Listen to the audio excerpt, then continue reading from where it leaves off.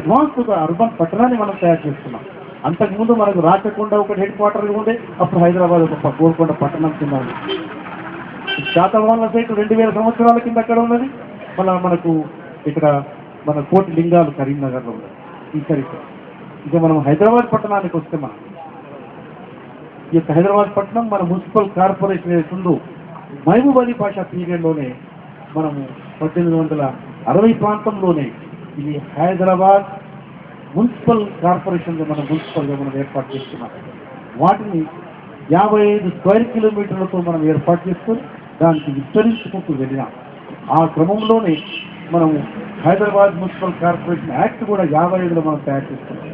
అంతకుముందే మనకు ఏదైతే కోత్వాల్గా నిర్ణయం చేసి ఆ కోత్వాలే మన లా అండ్ ఆర్డర్, మన మున్సిపల్ కార్పొరేషన్ కూడా అతని నిర్వహణ జరిగేది. ఆ రకంగా విస్తరించుకుంటూ మనం రకరకాల అప్పుడే మన జోన్లు సర్కిల్ ఏర్పాటు చేసుకొని అప్పుడు హైదరాబాద్ పట్టణాన్ని ప్రపంచంలోనే ప్రఖ్యాతిగాంచిన 10 పట్టణాల్లో ఉస్మాన్ అలీ పాషా పీరియడ్లో కూడా 10 పట్టణాల్లో ఒక ముఖ్యమైన పట్టణంగా మన హైదరాబాద్ అర్బన్ ప్లానింగ్ విషయం తీసుకోండి, మురుగునీటి అండర్ గ్రౌండ్ డ్రైనేజ్ వ్యవస్థ తీసుకోండి, త్రాగడానికి నీరు ఫిల్టర్ చేసిన నీరు ద్వారా మనం తీసుకున్నాం. నేను మాట్లాడేది ఈవెన్ మన ఉస్మాన్ సాగర్ గండిపేట కానీ హిమాయత్ సాగర్ కంటే నిర్మాణం కంటే మొదలు కూడా మనకు కావాల్సిన త్రాగునీరు వ్యవస్థ, అండర్ గ్రౌండ్ డ్రైనేజ్ వ్యవస్థ ఎప్పుడైతే గోలుకొండలో పరిపాలిస్తున్నప్పుడు 30,000 జనాభా ఉంటే ఆ జనాభాతో ఒక ఆరోగ్యము పొల్యూషన్ మనకు ఉంటుందని అప్పుడే కులికు సుష్ట మీర్ మొమీన్ అనే అతను మినిస్టర్ కమిషన్ చేసి ఒక మోడల్గా అంటే మిగతా దేశాల్లో స్టడీ చేసి ఒక మంచి పట్టణాన్ని నిర్మిద్దామన్న తలపెట్టిన క్రమంలోనే మనం చార్మినార్ ఫౌండేషన్ 1591 వేస్తున్నాం. ఇరాన్ పట్టణంలో ఉన్న ఇస్ఫహాన్ సిటీని ఫైనల్గా వాళ్ళు ఒప్పుకోవడం జరిగింది.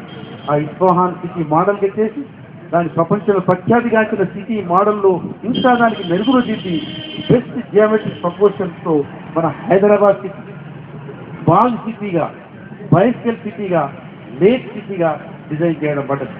అటువంటి పట్టణం ఆ తర్వాత అప్పుడు వజ్రాలు కొలిసి తక్కట్టు కొలిసి అమ్మినటువంటి పట్టణం, అటువంటి వ్యాపారాలు జరిగాయి. మన షేక్పేట్ సరాయినా కానీ, అలియాబాద్ సరాయినా కానీ, హయత్ నగర్ కానీ ఇవన్నీ కూడా వాణిజ్యంగా మనకు ఎంతో వెలసిల్లింది.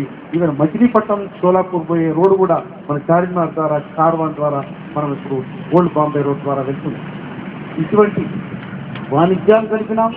చారిత్రకంగా ఇంపార్టెన్స్ ఉన్నది, హిస్టారికల్గా సాంస్కృతికంగా ఉన్న పట్టణము. ఆ తర్వాత ఆసర్జాహీ పీరియడ్లో కూడా మనం పట్టణం విషయంలోనే కానీ, గవర్నెన్స్ విషయంలోనే కానీ, సంస్కృతి విషయంలో కానీ ప్రపంచంలో ప్రఖ్యాతించిన మనది ఈ కార్పొరేషన్గా అయితే మనం ఏదైతే ఏర్పడుతూ అర్బన్గా మున్సిపాలిటీని ఒక ప్రజల యొక్క హక్కులు అంటే ఎప్పుడైతే వరదలు వచ్చినాయో 1980లో మహబూబ్ అలీ పాషా పీరియడ్, ఆ తర్వాత మనం సిటీ ఇంప్రూవ్మెంట్ బోర్డు అనేది నిర్మాణం చేసుకొని నిష్ణాతులను తీసుకొని ఒక అడ్వైజరీ కమిటీ ద్వారా హైదరాబాద్ని ఆరాయించబడదాం అంటే బ్యూటిఫికేషన్ ఆఫ్ హైదరాబాద్ అనే థీమ్తో హైదరాబాద్కు అన్ని రకాల మొత్తం వ్యవస్థలు తయారు చేసుకొని డ్రైనేజీ కానీ, రోడ్లే కానీ, గృహ నిర్మాణాలే కానీ, స్లమ్ డెవలప్మెంటే కానీ ఇవన్నీ చేస్తూ మనం వచ్చినాం. ఈ క్రమంలో ఈ హైదరాబాద్ పట్టణానికి ఎప్పుడైతే హైదరాబాద్ మళ్ళీ మనం తర్వాత సికింద్రాబాద్ కూడా ఏర్పాటు చేస్తున్నాము.